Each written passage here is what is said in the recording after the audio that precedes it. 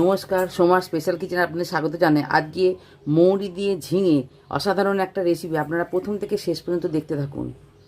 আচ্ছা, কড়াটা গরম হয়ে গেছে, এবার আমি এতে তেল দিচ্ছি।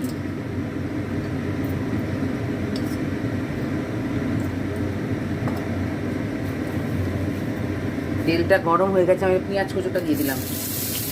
এখন কোনো ফোড়ন আমি দেবো না, ফোড়নটা শেষে দেবো, কেননা এখন ফোড়ন দেওয়া চলবে না।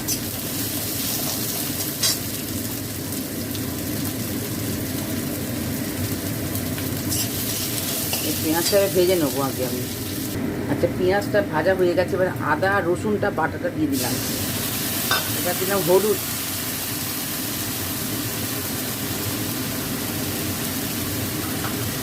জিরে, এই জিরে না, এটা ধনে, এটা গুঁড়ো লঙ্কা, এটা কাঁচা লঙ্কা দিয়ে এবার এইটাকে কষে নেড়ে নিয়ে এর মধ্যেই ঝিঙে কাটাটা, লম্বা করে ঝিঙে কাটা, এরম করে লম্বা করে ঝিঙে কাটাটা দিয়ে দিলাম।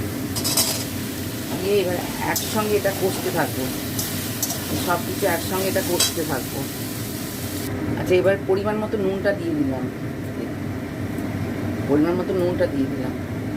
আর এই টমেটো কাটাটা দিয়ে দিলাম, টমেটো কাটাটা দিয়ে এবার আমি সব কিছু দিয়ে এবার ঢাকা দেবো। এবার ঢাকা দিয়ে দিলাম, এবার আঁচ কমিয়ে কিছুক্ষণ হবে এটা।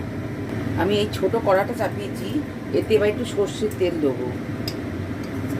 সর্ষের তেল দিয়ে এই যে মৌরি, এই ফোড়নটাই হচ্ছে আসল, মৌরি, তেজপাতা, শুকনো লঙ্কা, তেজপাতাটা ফোড়ন দিলাম।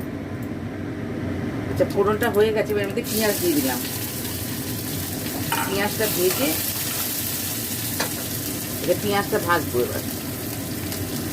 আচ্ছা, এই পেঁয়াজটা ভাজা হয়ে গেছে, এবার আমি এটা নাবাচ্ছি। নামিয়ে এই কড়াটাকে আমি এদিকে দিয়ে দিলাম। আচ্ছা, এবার এই ঢাকনাটা খুলে আমি এর মধ্যে এই যে ধনেপাতা কুচোটা এটা দিয়ে দিলাম। দিয়ে এই যে মশলাটা ফোড়ন, এই যে ফোড়নটা হয়েছে, ফোড়নটার মধ্যে এবার দিয়ে ঢাকা দিয়ে দেবো। এই ফোড়নটা দিয়ে এবার ওর মধ্যে ঢাকা দিয়ে দেবো। ফোড়নটা দিয়ে এর সঙ্গে সঙ্গে ঢাকা দিতে হবে, এটা দিয়ে কিছুক্ষণ হবে। আচ্ছা, এটা হয়ে গেছে, এবার ঢাকাটা খুলে এবার আমি নামিয়ে নেবো। এই যে ঘেটে ঘুটে নামিয়ে নেবো। এবার এটা মাখা মাখা মতন হবে। এটা প্রথম থেকে শেষ পর্যন্ত আপনারা দেখতে থাকুন, এরা করে খেয়ে কমেন্টে জানাবেন। আজকের মতন এই পর্যন্ত, আপনারা লাইক সাবস্ক্রাইব করবেন। নমস্কার।